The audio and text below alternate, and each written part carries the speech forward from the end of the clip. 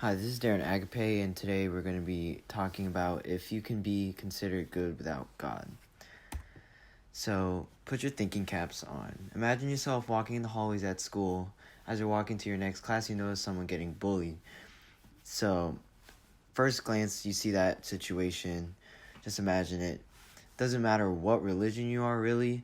If you're Christian, Hindu, Buddhist, Muslim, or believe in no greater being whatsoever. Everybody can agree that what they're seeing at the moment right now is wrong. And that's the beauty of human nature, how we have instinctive qualities and moral compasses instilled into our brains. Like nerves connected to the brain sending signals. Our consciousness sends signals to do the right thing. It's completely up to you to decide whether you want to help the person or not. You don't have an earpiece on with God on the other end of a call telling you what choices to make. You don't have to follow religion to be considered a good person.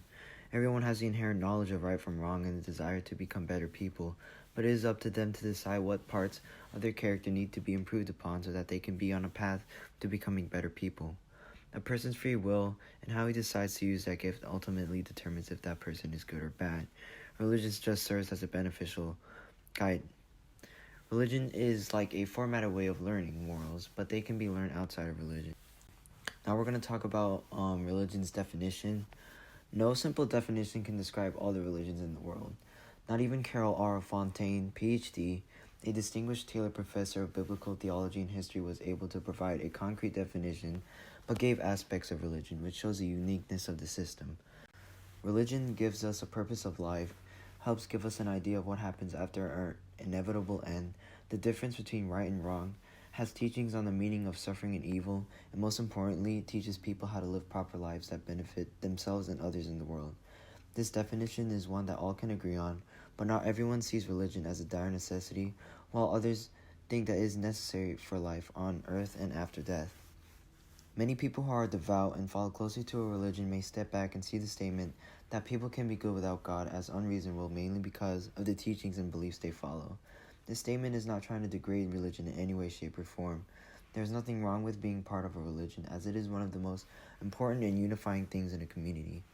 Religion should be accepting of all people, even those of a different religion or no religion at all.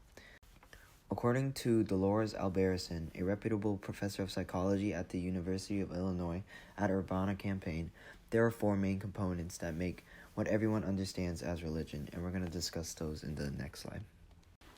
So these are the four main components of a religion. I put stars next to the ones that I felt were. These are the four main components of a religion. I put stars next to the ones that I felt were most important and very relevant to the presentation. So these are the four things. Believing in beings that are beyond earth, having traditions and bonding procedures that bring us closer to others and to the religion, following the moral terms set by the religion no matter the situation, and identifying and associating with such communities made around the religion. These factors are all true no matter what religion you apply them to as a test. It would not seem right but intimidating to say that a person without God is not good or is lost in the world. To seem arrogant and unwilling to accept a person of difference is the last thing a religious group should do.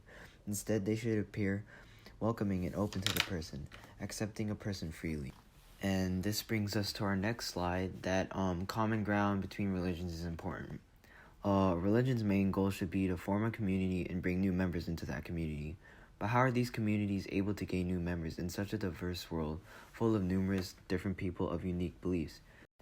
And that's how we get into our subject of common ground. There is always common ground between one with a religious belief and one without it. And that is the understanding of human nature. Every person knows good from bad. Our instincts since evolution will not always accomplish making the right moral decisions in certain situations. Our moral landscape and understanding have not come strictly from religion but careful observation and consideration of what is good and what is bad.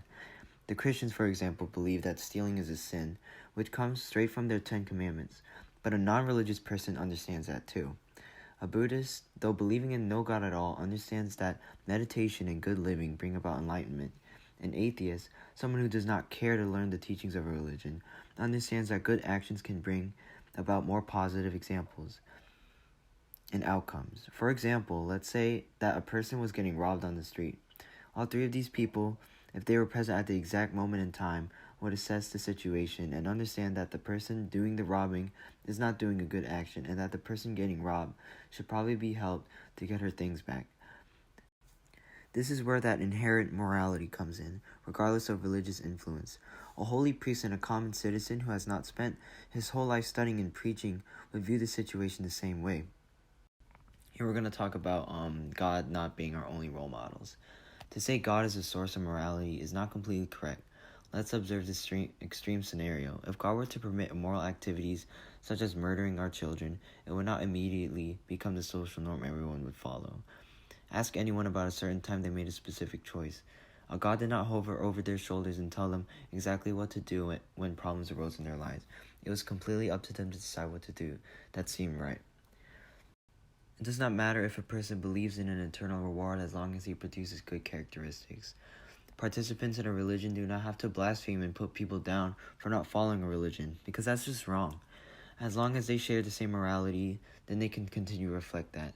At the end of the day, a God is not the root of our morals, and it is us and our willingness to improve on such things that serve as the anchor of our morality. Some must accept the fact that religion is not for everyone, and that it is up to the person's will to decide whether they want to be part of such communities. Many people will say that without religion, there is no possible way for bad people to become good or improve upon their moral and spiritual weaknesses without the welcoming of God into their life. People who do not follow closely to a religion are not less moral than those who do.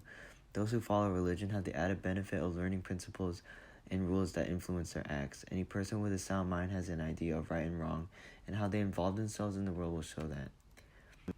Here's where it's going to get really controversial, because we're going to talk about how religion really isn't tangible.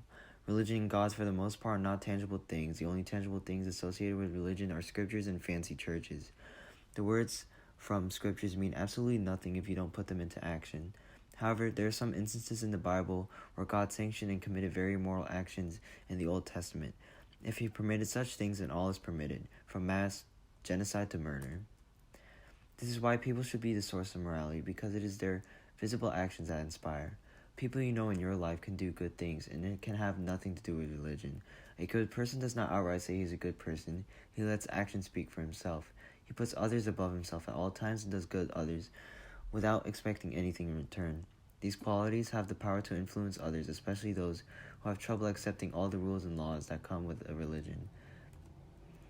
A spot in heaven is a motivator for religious people, but what about agnostics and atheists? What motivates them?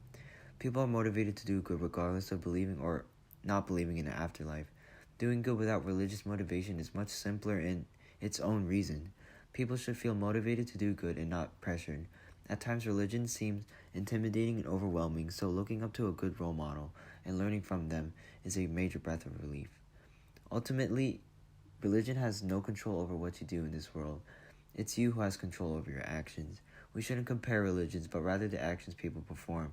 There are sets and rules and commands form their greater beings, but then again, they have to freely choose which actions to perform and when to perform them. Actions are chosen beyond religious and scriptural influences. So in a way, while religion has no control over you, it can be restrictive. Proof of this is evident when looking at all other religions in the world. While one religion may allow polygamy, the other may reject it. It is these differences that prevent moral progression. Moral codes that forbid any progress or any reconsideration or reinterpretation of their morals, such as moral philosophies of religions, are defective right from the start. That is why it would greatly increase the harm of a society if anyone religion's morals were followed in a literal fashion according to scripture.